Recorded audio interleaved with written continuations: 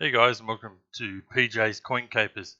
So I wanted to mix things up a little bit, do something a little bit different, something I haven't done before. And so what I've done is go through and find some coins that are, in this particular case, all the coins I'll be showing you today are all error coins that have sold at auction.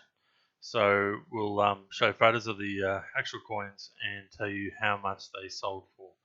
So yeah, obviously I don't want things to get boring on the channel and would like to try different things. So let me know how I go. If please leave a comment.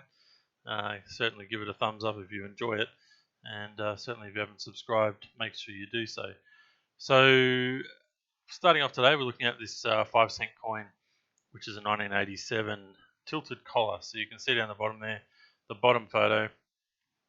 We can see the tilted collars. I've done a video not too long ago on tilted collars, and you can see there that we've got the milling around the edge, but part of it is unmilled because the coin was sitting incorrectly in the collar, and it ended up with this error.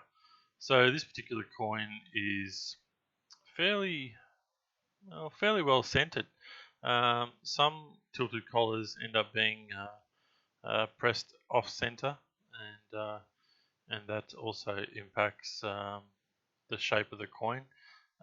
But in this case, it's not too far off center, but still has a tilted collar on the rim. So you can see there the way it sort of tapers off and that kind of thing. So this particular coin, being uncirculated, sold for $110. So these you do find from time to time, especially if you go through a lot of 5-cent pieces, more so than any other coin.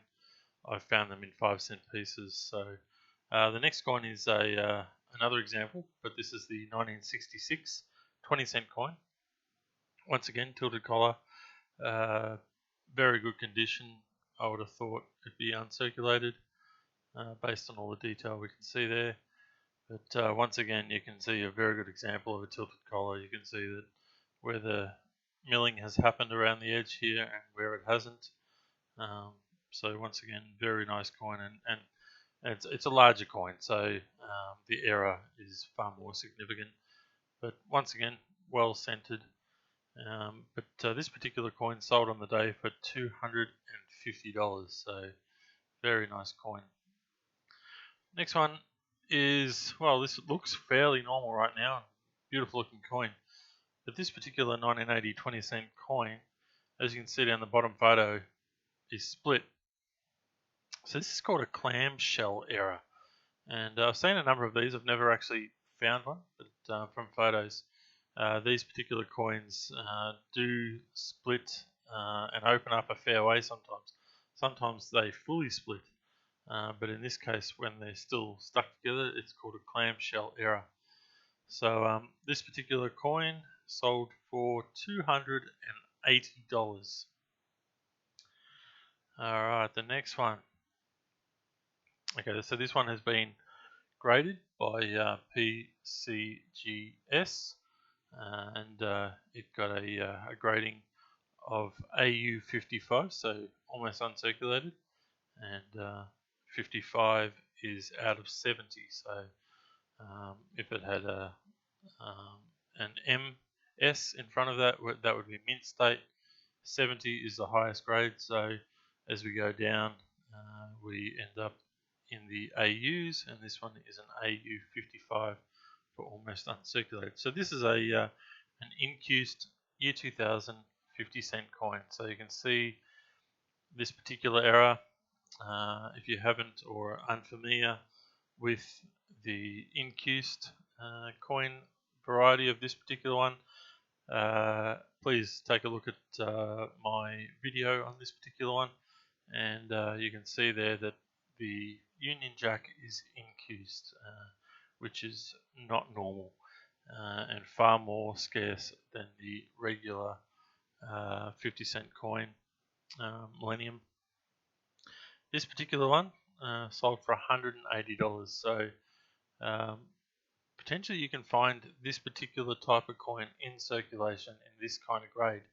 So it doesn't look absolutely great, so I'm kind of surprised it got an AU55, but there you go, it did. And yeah, turned 50 cents into 180 is very, very nice. Alright, this next one, I'm not familiar with this particular error. And I hadn't heard of it until I've seen this particular photo, but this is called a rim burr. So I'm not sure how it exactly happened, but thought it'd be worthwhile showing you guys. So to be honest, I actually would have looked at this as being something that happened post mint, but this has been sold. So it's a 2004 $2 coin. It's in uncirculated condition, and apparently it's a very rare error. So this particular one sold for it's only sold for $95. So, but still, it's a nice return for a $2 coin, and it is a small error there. All right, the next one. This one's pretty cool. It's a 2008 $2 coin, and it's been double struck. So at some stage, when the coin was possibly being ejected, it may have got stuck in a different position, and once again the ram came down and pressed the dies into the coin in a different position. So it came up with this pretty cool error. This is a very rare coin to find. Something I'm sure each of us would absolutely love to find. So they could be out there. So it's pretty obvious if you do find one. But this particular coin sold for $2,900, which is just amazing. Yeah, anyone would want this in their collection. Next one is a 1994 mint set. So as you can see there, everything's normal except for the fact that it has a 1993 $2 coin in amongst a 94 mint set. So this is human error. Most of these sets I'm fairly sure would have been or possibly still are put together by hand, and somehow a 1993 $2 coin has got mixed up with the 1994 $2 coins and ended up in a set. So this particular one, when it came out, was possibly worth around $20. These days a mint set sells for around $25. But this one at auction sold for $320. So check your sets, guys. Who knows? You could come across something like this. It'd be a fairly random error to find. All right, this next one is something I don't know how this happens. I could have a few guesses, but this is called a slipped 8. So it's a 1983 2-cent coin, and you can clearly see there that there's an 8. I have no idea how this happens, but it's a pretty cool error, and something I'd absolutely love to find. This particular one sold for $425. Alright, so the next one, our second last one, pretty substantial error here. This particular one, being in uncirculated condition, is a 2001 20-cent coin. Now, it's on a bimetal planchet, so we can see there that the internal section of the coin is a different component, different metal than the exterior. And we've seen things like the British pound, which are bimetal coins, and there have also been some, Australian coins. I think the 2001 Don Bradman, I'm pretty sure, was a bimetal from memory. I could be totally wrong, but obviously the same year, and there may have been a mix-up with this particular coin. But this one was taken out of circulation very quickly. Pretty sure that this was found in a roll along with other 2001 20-cent coins, and someone quickly pulled this out of circulation, and it is classed as uncirculated. This one sold for a whopping $8,000.